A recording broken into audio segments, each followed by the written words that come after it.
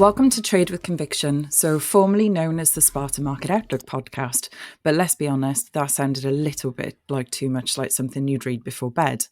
So we wanted a name that sounded more like how traders actually talk, slightly overconfident, occasionally wrong, but always said with conviction. So here's to our rebrand.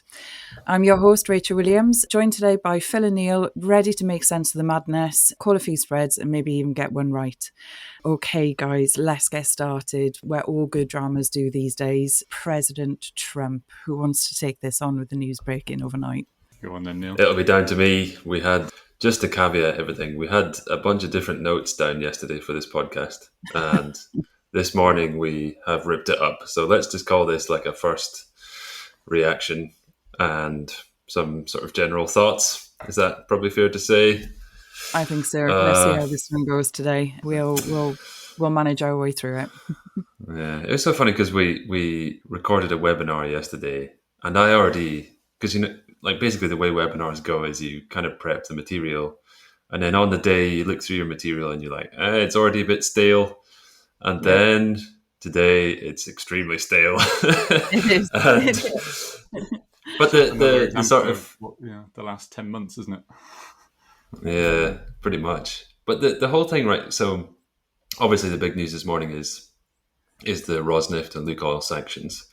And I find it so confusing even before last night because, at the end of last week, there was the Trump-Putin phone call.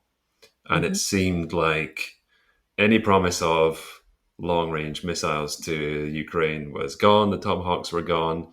Trump was talking about redrawing, essentially ceding a lot of territory to Putin, which would have been the death knell for Ukraine and all kinds of stuff like that. So there was this, let's say, risk off. And then stuff started to leak out. Like Rubio and Lavrov had a conversation this week that reportedly ended very badly.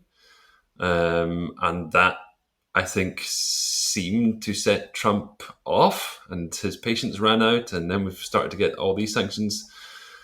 I think a good thing to mention right at this juncture is this whole thing is, as always, not done, is it? So it seems like he's gone hyper aggressive on Russia, but I would not be surprised if there was somehow another kind of flip flop over the next couple of days, right? So one of the main takeaways might be there's a risk rally on all oil assets today.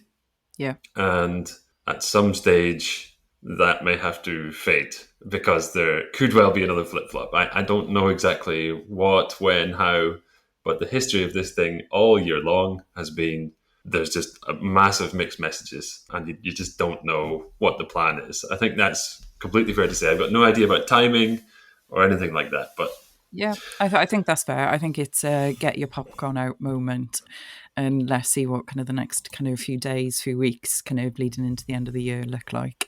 I think it's a fool's game, to be honest, to try and pull it together in terms of what we think will happen. But what we can certainly talk about is what the likely impacts to the markets are kind of given where we're at today, potentially. Phil, what are your thoughts? Yeah, we can try. And I suppose it's the timing, as Neil mentioned, is difficult because there is also the EU molecule ban or the India kind of stuff, which is separate but somehow also potentially linked to this. Neil kind of was alluding to the sanctions wording at the moment is for US entities with the possibility for secondary sanctions, which is going to be setting people on kind of tenterhooks, especially or including actors in India and China. But there's multiple kind of different bits of geopolitics that are coming together here. Okay. All right, then. So can I just plug something? Because, we need to discuss this at length, I think. I want to plug something. So there's a Substack from a guy called Phillips P. O'Brien. If we had pod links, we could probably include it. I don't know if we're even allowed. Who knows?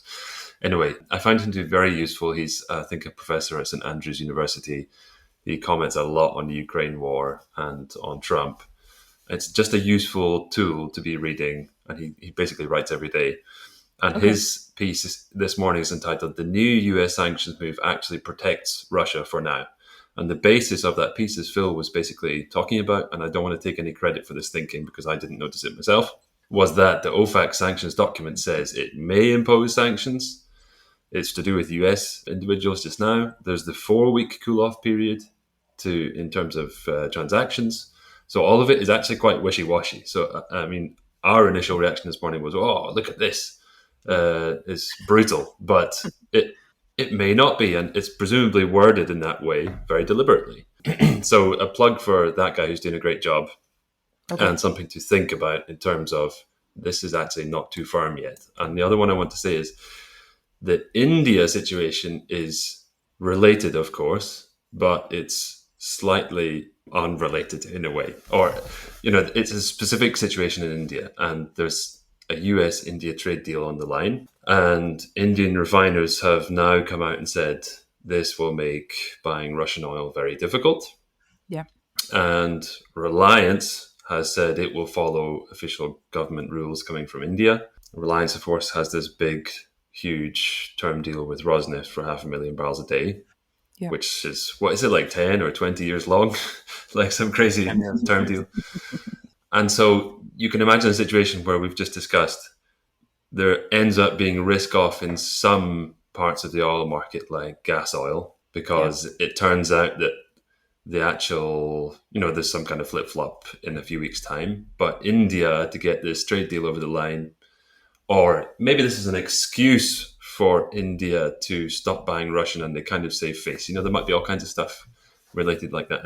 And so they actually do reduce quite strongly Russian crude imports and start to buy a lot more on the spot market. Yeah. And then the one thing that remains in place is the Dubai strength, and the rest of the risk rally basically comes off, if you like. I'm not quite sure that's even that good statement, because obviously if we are getting rid of 1 million barrels a day of Russian oil from the market, let's say that it would be gone. Yeah. I mean, it might still go to China. That would be very bullish, generally speaking. So let me stop there. So let's collect our thoughts then in that case. So we got in this morning to obviously kind of this news. So where is the market at the minute? And what are we looking at in terms of crude? What's cheap? What's a potential kind of, and how does that gap get filled? So flat prices rallied $4 or $5. Okay, fine. Brent spreads are back out to roughly 60 cents. Last time I checked this morning, the EFS or the Brent Dubai swap has lost $1 per barrel in a few sessions for January. So the picture has flipped around. Basically, there's lots of West of Suez crude arbs open to the east on paper. Yep. Okay. Phil, did you want to say something? I was going to just add, obviously, it's right. It's bringing clean product cracks up as well, obviously, at the moment, but let's focus on crude for now. Yeah, we do products in a sec. So what's the next step? I think it does seem like India, they are saying they're going to buy more spot crude. So it will presumably be a mix of AG crude. They may take some West of Suez stuff. They may take more WAF. They may take more Guyana. They may take more TI. I'm not sure what the mix is going to be. Our ARBs say it'll be West of Suez, but of course we know it'll be a mix, and it depends also a bit on timing. Yep. They may favor short haul stuff, presumably also as some kind of, we're going to expect freight to rise. So that would also favor short haul stuff. And it could be that the Indian slate gets slightly lighter for a spell, which is bullish for diesel. Yep. And I think that's the immediate outlook for the next week. As far as we can see, that is the situation just now. So it's bullish to buy. Okay. So potential risk to refinery runs, because I guess kind of there will be gaps to fill in programs that might end up with India making not necessarily the most economic kind of number one crude choice, but it'll come down to kind of placement on that refinery program. So one to watch with kind of India runs as well, to make sure that they can get kind of the crude to fit that window, and depending on what that looks like kind of going forward. So I guess kind of as this plays out over the next week, we'll get a little bit more clarity, obviously kind of headline dependent as well, with flip-flopping. Anything else to add there? What about kind of ESPO? Yeah, so there's a couple of things. So on we're talking about Basra this morning internally, and Basra, of course. Lukoil is involved in the West Kurna oil field, so not sure if that becomes an issue that India tends not to take Basra. And there are exemptions probably for CPC barrels. Nayara probably gets exemptions. And then there's the question of China. So, yeah, ESPO is a high volume crude, all goes to China. Some of it's piped inland to Chinese refineries. So that would be, in theory, a big problem for those guys. Yeah. And then there's ESPO that is loaded out of Cosmino. I think there's still a very big lack of clarity on that kind of stuff. And apart from the things we've already discussed in terms of whether the sanctions would be imposed or not, there's all the stuff about circumventions. There's all the stuff about US-China trade deals. Like, is this going to impact that? It's super, super unclear for me right now. But there's a high volume at stake also in terms of ESPO. That's fair to say. Yeah, I think June was talking this morning about kind of 25% of that kind of region's crude diet comes from ESPO. So one to watch, and we'll keep in touch with June on that one. Okay, anything else to add to crude? Phil, just keen to get your quick kind of remark on products, and then we can kind of go into kind of some of them in a bit more detail maybe. No, yeah, on products so far, the biggest moves this morning have just been, clean product cracks rallying, spreads as well to a certain extent, high sulfur cracks falling, but that typically just happens when outright price rallies, right? Actual high sulfur spreads seem to have remained relatively strong. So especially in the West. So we've got that east-west split on the high sulfur there, but I think we'll talk about that maybe towards the end of the podcast as well. Okay. All right. I think we've covered kind of initial reactions for crude, initial reactions for product. We've covered a little bit about kind of the news breaking last night. Let's not forget about kind of other things that are happening in the oil market. I'm sure we're going to still continue talking about kind of this throughout kind of the other segments, but JODI update came out as well. So it seems a bit odd to be talking about this, but let's just recap kind of what happened. This is usual. I've got one interesting thing on JODI. Okay. And it's not to take any of this month's data into play, really.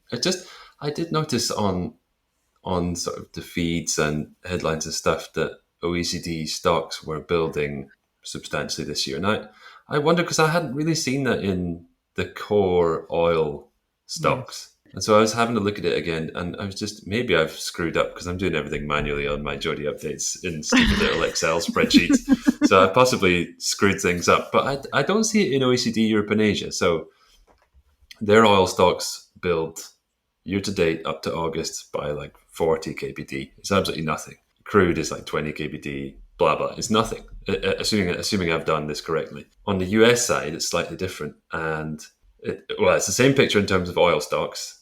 Core oil stocks. So I think crude and core products is something like minus 50 kbd year to date. SPR is like plus 50 kbd. And actually last night I was noting SPR started to build a bit more. Yep. But the big one is NGLs. So NGLs are building like 200 kbd. And that's where I was like, okay.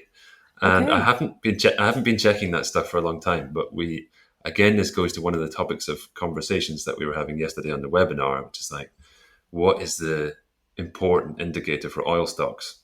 Yeah. Is it oil and water? Is it OECD stocks? Is it total global liquids? Blah, blah, blah. And I would make the assumption that NGLs are less important for crude price than other types of stock. And it does, I presume it has something to do with the fact that US crude and NGLs, it's like a sliding scale these days, or it always was, but increasingly it's getting lighter and lighter. This injection from NGLs into the crude stream or not when the prices are right. Nonetheless, that's where the little discrepancy comes from. I should have checked it before, but NGLs are building a lot, but that doesn't count. It doesn't.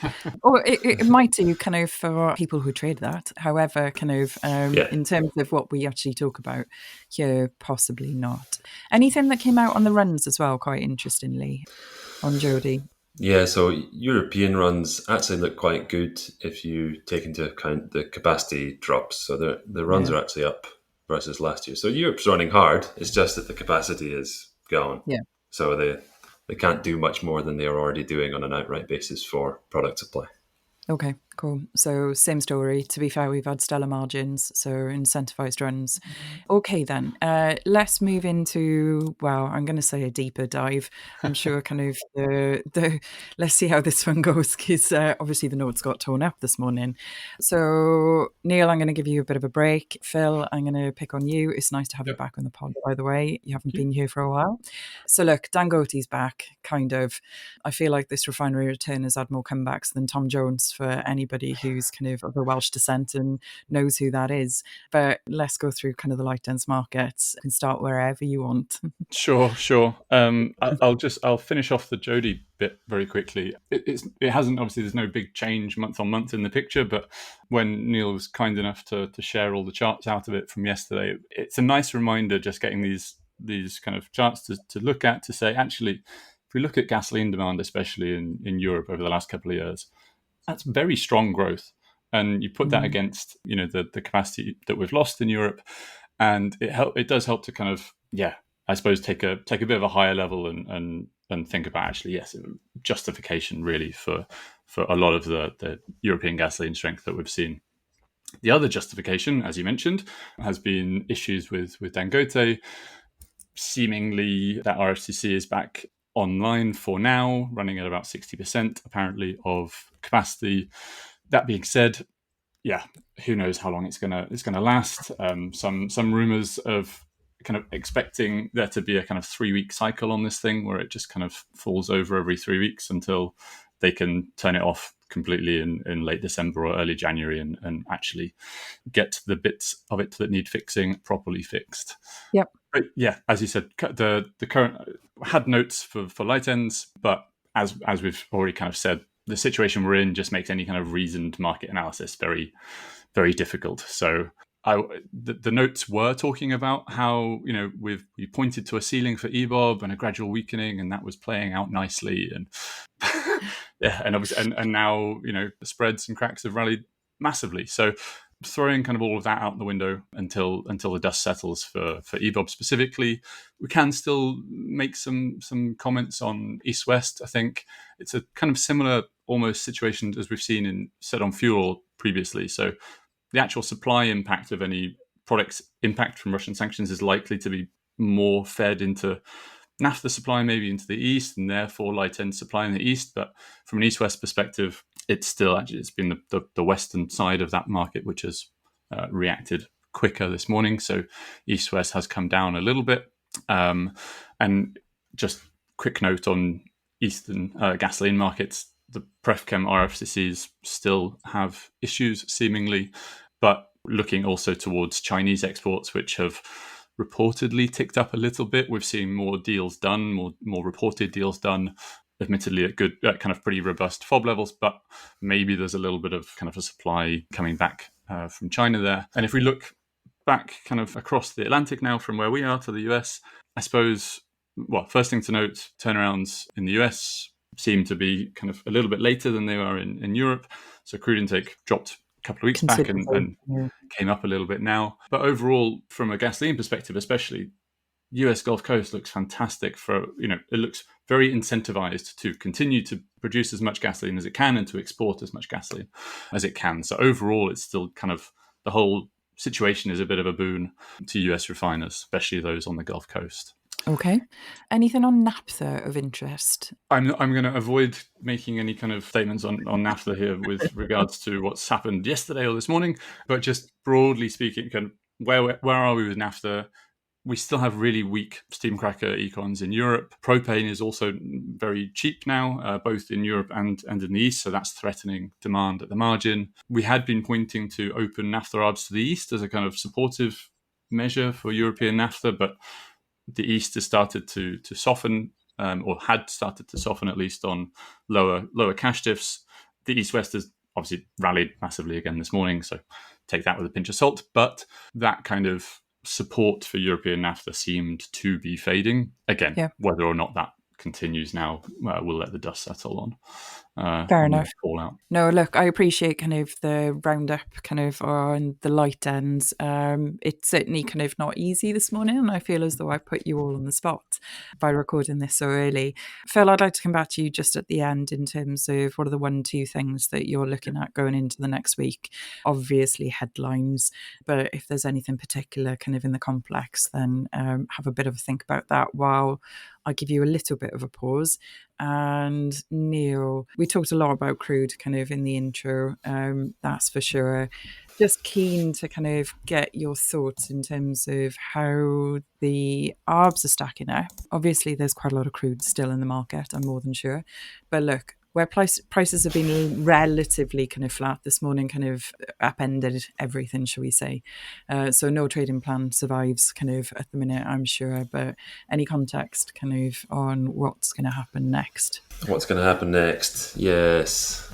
Well, okay. The story, some of the notes still apply from yesterday. So this kind of started this week. We were pointing out that, okay, the broader context was the ARBs were very open over Q3 to the east for most crude.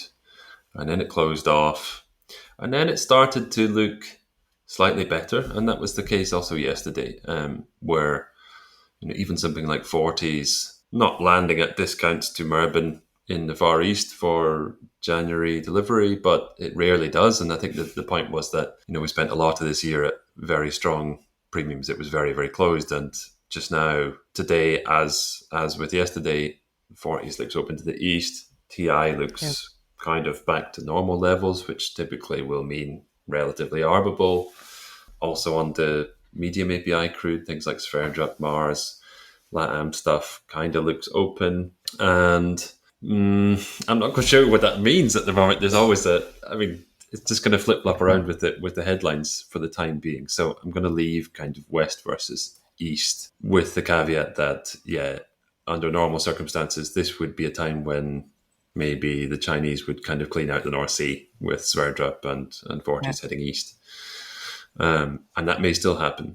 The one, let's say, more interesting little nuance, I think, is that it's a continuation of the story we've been talking about, in that TI was kind of looking cheap in Northwest Europe for a long time, and then Brent collapsed, and then it started to look more expensive. And even this morning, it kind of looks expensive. So Afra's, in our little dashboard, in our signals dashboard, is still scoring like a 1 or a 2, which is basically as expensive as it can get in its basket valuation according to our history. So that's an interesting one. And the context here also is that crude in the US is not building in the way I thought it might. And yesterday's data kind of confirmed that again. So a bit anemic in terms of the seasonal building. And also in Cushing, there's this continued problem. So Cushing drew again yesterday, and now stocks are back at 21 million barrels, which is pretty much scraping the bottom again. And that's quite low. It's too low, and it's interesting because it's largely TMX that's doing this. TMX flow out of Vancouver is very strong, and as a result, MEH has been weakening all month. Actually, yesterday was an uptick, but let's see how sustainable that is. And so MEH needed to do the job to both keep some barrels in Cushing, and I presume it sort of helps to make it more economic to Northwest Europe if it wants to do that. But at the moment, it's not done enough. So at the moment, MEH is telling us keep barrels in Cushing, but not weak enough to help ARB to Northwest Europe, which is possibly fair enough. So it could still be that you end up Cushing kind of stabilizes, you get a bit more builds in pad 3, and that's kind of a mixed signal. I don't know where it goes from there. It's sort of like, it's not working out, my little call on US crude piling up in the US yet. And certainly the sort of next couple of days are going to be very difficult to call on that basis. But Afras still look expensive in Northwest Europe just now. So that also has something to think about for the Brent market too. Okay. All right, one to keep an eye on then. Also, kind of, you alluded to it earlier, and I'm not going to labour the point, but I think the Indian buying is going to be quite interesting over the next kind of couple of weeks to see where we end up with that. That's going to be particularly hard to call, if I'm honest, because you may end up with not uneconomic decisions, as I said, but not your prime economic decision. So I think it's all about window fitting, right? Yeah, and there's the added element of uncertainty, which is what if they agree to take more TI as a specific favour as part of this trade Yeah. deal? Stuff like that can always come into play. Yep. Yes, very clear as mud. Well, one thing's for sure, we're going to continue to monitor and we're going to continue to write about it as we get kind of a little bit, I was going to say clarity. I'm not too sure we ever get kind of clarity in kind of these markets these days, but we'll certainly keep an eye on kind of our snippets and our commentaries for that. And we can also follow up in next week's.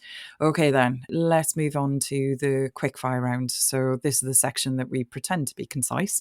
Why don't we do fuel oil first? Because apparently Singapore didn't get the memo about a balance. Who wants to take this one on? Sure. Yeah. I mentioned this on the webinar yesterday, but it seems that this is one of those things that has actually managed to survive the last few hours, at least for now, in terms of, the East-West is pricing at pretty extreme levels with kind of pointing towards the West.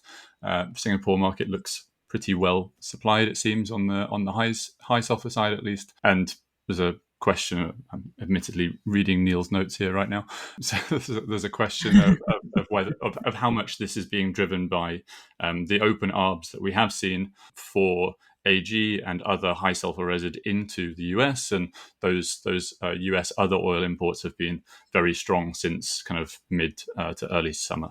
The high five on fuel oil is also very, very narrow, so there was thoughts kind of internally about, the European slate, maybe it's gotten heavier, but it's gotten sweeter at the same time with startups out of Guyana, Brazil, kind of more resid coming into the European market, but quite sweet. Looking at that kind of very narrow high five now, refinery incentives wise, you can start to pick up some more of those higher sulfur barrels again. That being said, the kind of where you would typically look to find those is also a very kind of strong market right now. Those kind of AG barrels especially, so might not be a solver for European high five in terms of just running higher sulfur crudes.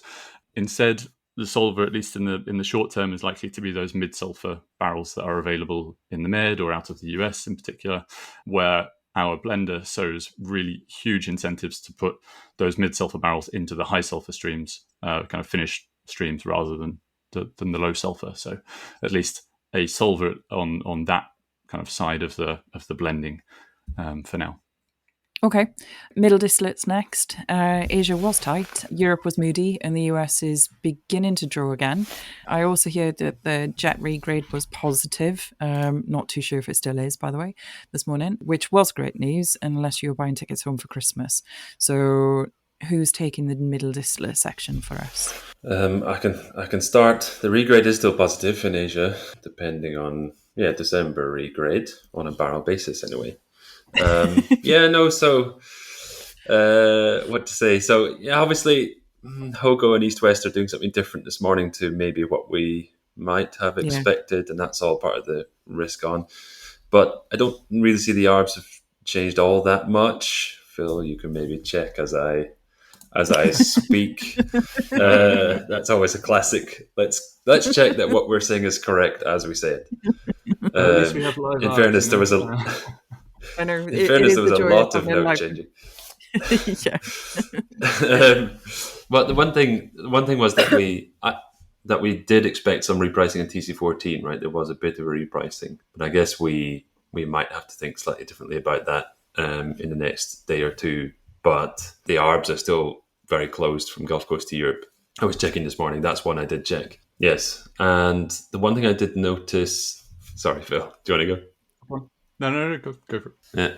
The one thing I did notice about US data is that the kind of, let's say, the fundamental data that you would look at for the Hogo is looking slightly better. So Pad 1 distillate stocks have hit the lows the seasonal lows last seen in 2023. So those look quite low again. Yeah. and the disty yield has come off a lot. So if I was just looking at that in isolation, it would be a bit more bullish for the Hogo. But that is maybe something for a couple of weeks away, because if we end up thinking, okay, Europe's going to be really short, then that's not the right trade. But just something to keep an eye on. Fair I enough. was just going to very quickly mention TC14 volatility, because, as you said, TC14 has been very, very strong recently, massively closed that TA disty up. But as soon as it did come off, it opened up all of the US gasoline arbs. And so it kind of rebounded quite quickly on strength of gasoline exports. So it's difficult to take TC14 and Hogo as a kind of, in their isolation, because TC14 is also being driven, at the moment at least, by very strong econs for gasoline arbs out of the Gulf Coast. Fair enough. Good point there. Anything else to add to distillate?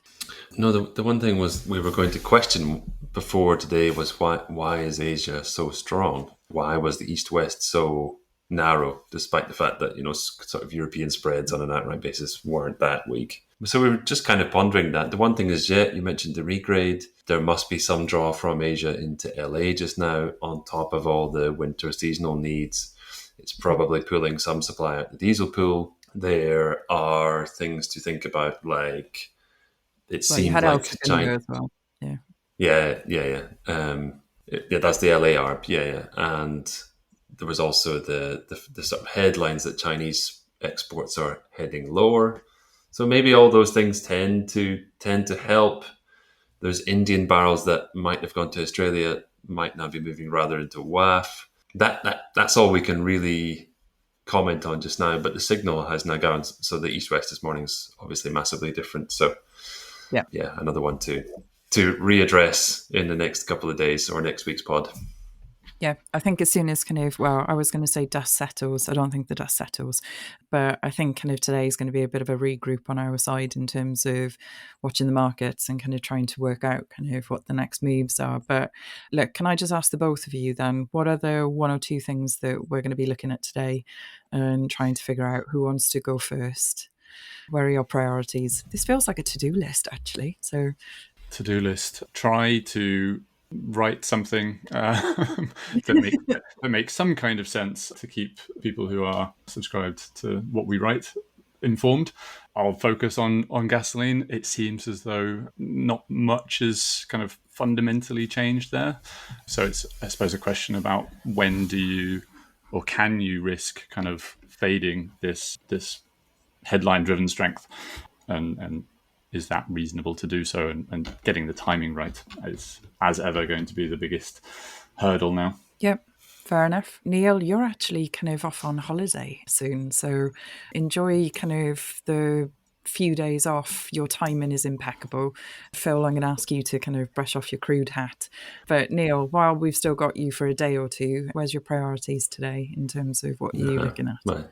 My brain's already gone. Sorry, it's already switched off. Fair enough. Fair enough. No. I'm sure we'll get it. I guess no. I guess the only thing you can really do is, it's so headline driven. What you're supposed to trade, the important one will be, in the very short term, is just following what the Indians are doing, and if they are massively upping their spot purchases, that will be the thing that drives the market. Yeah. It's going to be all the marginal signals in the news feed, basically. What does the Indian government dictate? What are the next statements from Reliance, etc., etc.? I think that's all you can really do just now. Yeah, fair enough. We'll see if we can get June back on as well, for next week to talk about the Chinese impact as well. Okay, well, if that's the case, I'm going to leave you to your incredibly busy days, by the sounds of it, of headline watching. So that's it for this week's Trade with Conviction. So from the crude chaos to jet fuel jitters, we've done our best to make sense of it all, which has been an absolute challenge this morning. So hopefully you guys can trade a little bit more boldly and maybe blame us later. Big thanks to Phil and Neil for joining, and to everyone listening in. If you've got a chart that proves us wrong, a theory that's actually right, please send it in. We're all ears. And until next time, stay sharp, stay steady, and remember, conviction's great, but stops are better.